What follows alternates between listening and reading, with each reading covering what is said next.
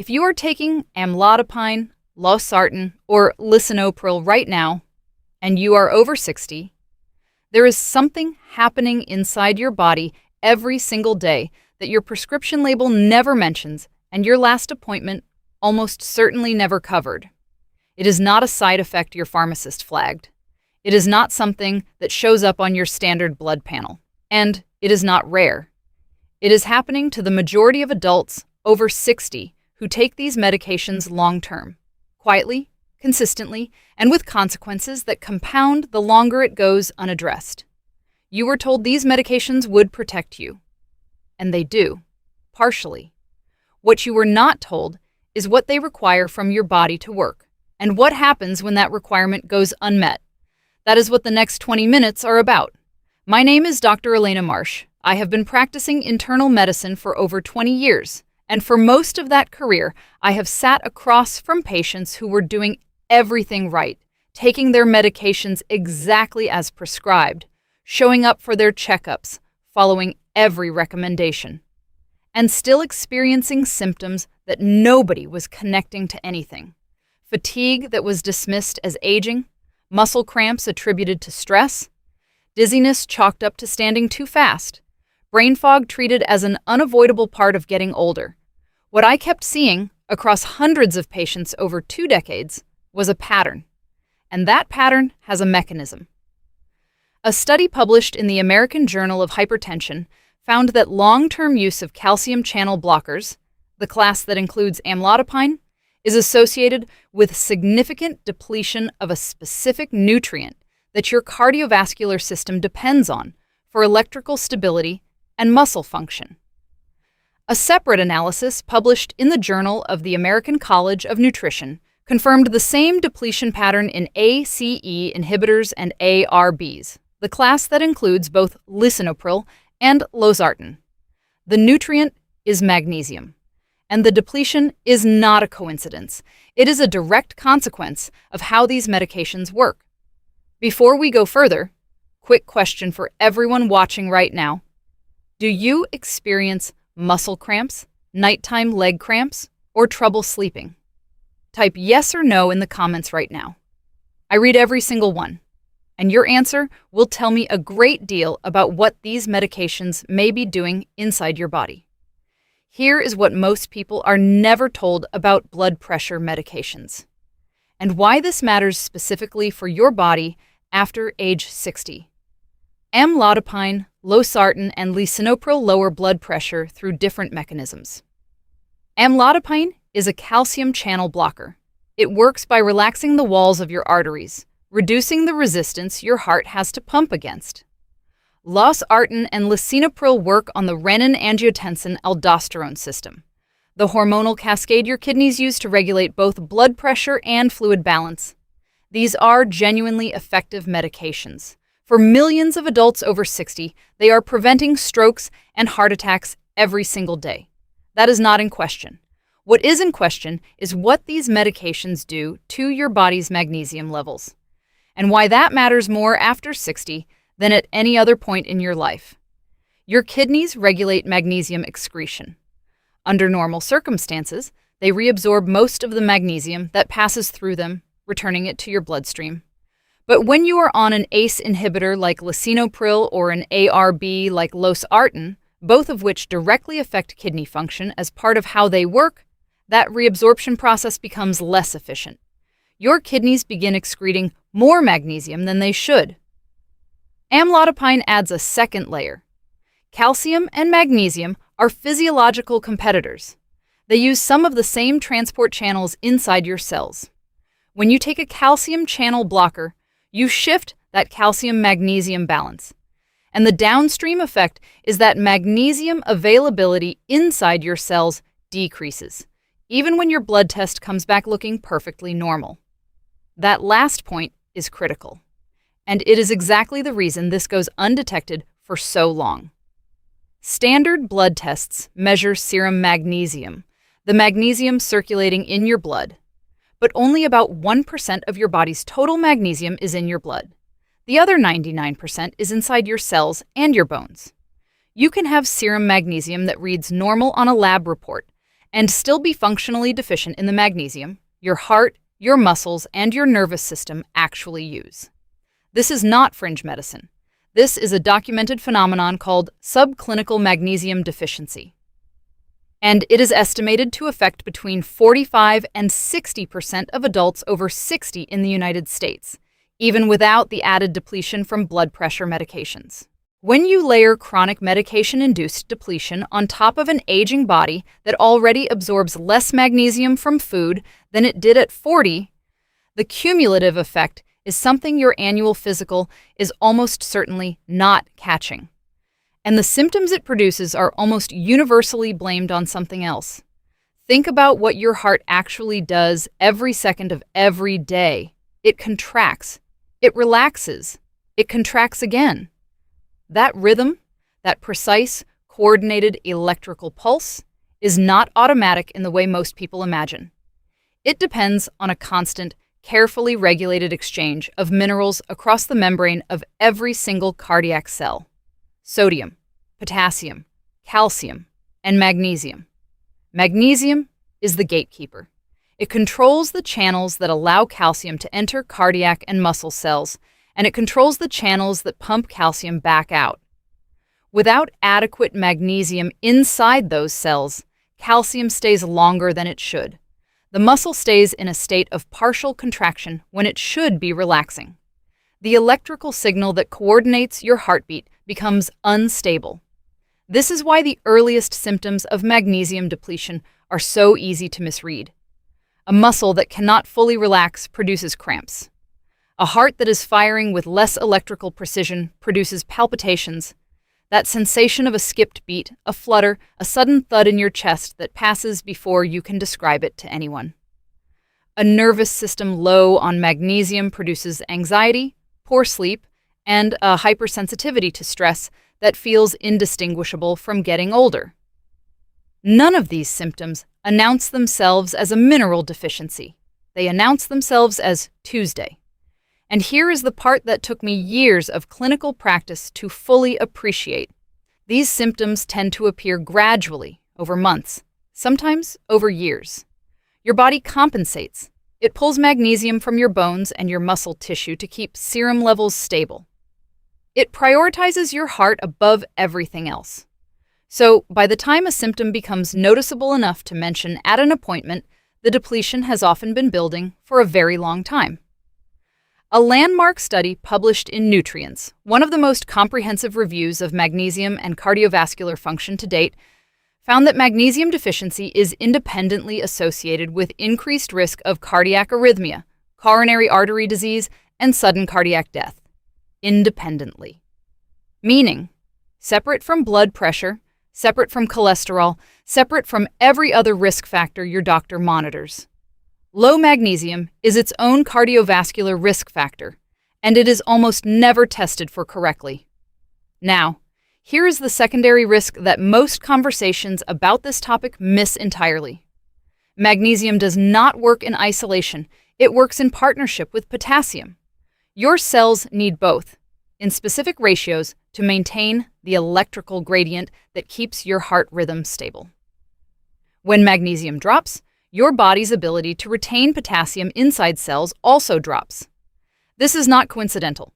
Magnesium is required to activate the enzyme, called sodium-potassium ATPase, that pumps potassium into cells and keeps it there. What this means for you specifically. If you are on Losartan or Lisinopril, your doctor may already be monitoring your potassium levels, because these medications can raise serum potassium. But serum potassium, like serum magnesium, is only the 1%. What is happening inside your cells, the potassium that your cardiac muscle actually uses, is a different story. And if your magnesium is low, your intracellular potassium is almost certainly low too, regardless of what the blood test shows. This is the mechanism behind what researchers call the magnesium-potassium axis. And it is the reason that correcting potassium without addressing magnesium first is like trying to fill a bucket with a hole in it. Stay with me. Because what I am about to give you addresses all of this directly. And it starts today with steps that cost nothing. But first, I need you to understand one more thing, because this is the part that changes how you look at your medication, your checkups, and your own body. You didn't know this was happening. Your doctor likely never mentioned it, not because they don't care, but because a standard appointment doesn't have space for it. The labs your annual physical includes were not designed to catch subclinical depletion. The symptoms were easy to attribute elsewhere. The system moved on. You've been taking this medication every day, trusting it completely, and no one told you what it quietly asks of your body in return. Now you know, and that changes what you do next. Has your doctor ever explained this connection to you? The relationship between your blood pressure medication and your magnesium levels? Write never or yes in the comments right now. I want to know how many people watching this were never told. A 2019 analysis published in the Journal of the American Heart Association examined over 3,500 adults on long-term antihypertensive therapy and found that those with the lowest magnesium levels had a 36% higher risk of all-cause cardiovascular events, even when their blood pressure was well-controlled. Well-controlled blood pressure, and still a 36% higher risk. Because the medication was doing its job and quietly creating a gap that nobody was filling. That gap has a name, and more importantly, it has a solution. Here is exactly what I want you to do, starting today. I call this the Medication Balance Protocol. 3 steps, no equipment, no cost. Each one addresses a specific layer of what long-term blood pressure medication does to your body's mineral balance. And each one is backed by the same research I have been walking you through. You do not need to choose between your medication and your mineral levels. You need to know how to support both at the same time. That is what this protocol does. Step 1. The morning mineral window. Within 30 minutes of waking, before your coffee, before your medication, before anything else, drink 12 ounces of plain water with a small pinch of unrefined salt, not table salt, sea salt, pink Himalayan salt, or any unrefined variety. The difference matters because unrefined salt contains trace magnesium and over 80 other minerals that refined table salt strips away during processing. Here is why this works inside your body. Overnight, while you sleep, your kidneys continue their work, filtering, excreting, maintaining fluid balance. By the time you wake up, you are already in a mild state of dehydration, and your mineral concentrations have shifted. If you are on Losartan or Lisinopril, your kidneys have been working against magnesium retention through the night. If you are on Amlodipine, the calcium-magnesium competition inside your cells has continued without pause. The morning mineral window interrupts that deficit before it compounds. Water with unrefined salt provides immediate electrolyte support, primes your digestive system to absorb whatever comes next, and, critically, creates a more stable internal environment for your medication to work in when you take it. A body that is well hydrated and mineral alley supported processes antihypertensive medication more consistently than one that is depleted. That consistency matters for blood pressure stability throughout the day. Timing: every morning within 30 minutes of waking. Before coffee, before medication, before food. Step 2. The magnesium food shift. 1 deliberate addition per meal. This step does not require you to overhaul your diet. It requires 1 intentional choice per meal, 3 times a day, from a specific category of foods that deliver magnesium in a form your aging gut can still absorb efficiently. The foods are dark leafy greens, specifically spinach, Swiss chard, and kale, pumpkin seeds, black beans and lentils, avocado, dark chocolate with 70% or higher cacao content, almonds and cashews, tofu, whole grains like oats and quinoa. Here is the biological reason this list is specific. As you age, your gut's ability to absorb magnesium from food declines, partly because stomach acid production decreases after 60, and magnesium absorption in the small intestine depends on an acidic environment to function correctly. The foods on this list deliver magnesium in forms that are more bioavailable at lower acidity levels, meaning your aging digestive system can still extract what it needs from them, even when it can no longer extract it as efficiently from other sources. One serving from this list per meal is not a dramatic change. It is a deliberate one. A handful of spinach in your eggs in the morning, a quarter cup of pumpkin seeds with lunch, black beans with dinner. Done consistently over weeks, this shift produces measurable changes in intracellular magnesium, the kind that standard blood tests do not show, but your heart, your muscles, and your sleep quality will. A clinical trial published in Magnesium Research followed adults over 60 who increased dietary magnesium intake through whole food sources over a 12-week period. Participants reported significant reductions in nighttime muscle cramps, improvement in sleep onset and sleep quality, and decreased frequency of heart palpitations, all without any change to their medication regimen. Timing: 1 deliberate magnesium-rich food choice per meal every day, beginning today. Step 3. The evening reset, 60 minutes before bed. This is the step most people skip, and it is the one that may matter most for cardiovascular protection overnight. 60 minutes before you go to sleep, do the following. Stop all screens, dim the lights in whatever room you are in, and spend 10 minutes doing slow, controlled breathing. 4 counts in through the nose, hold for 2, 6 counts out through the mouth. Then, drink 8 ounces of warm water with half a teaspoon of raw honey if you tolerate it, or plain if you prefer. Here is what this does inside your body.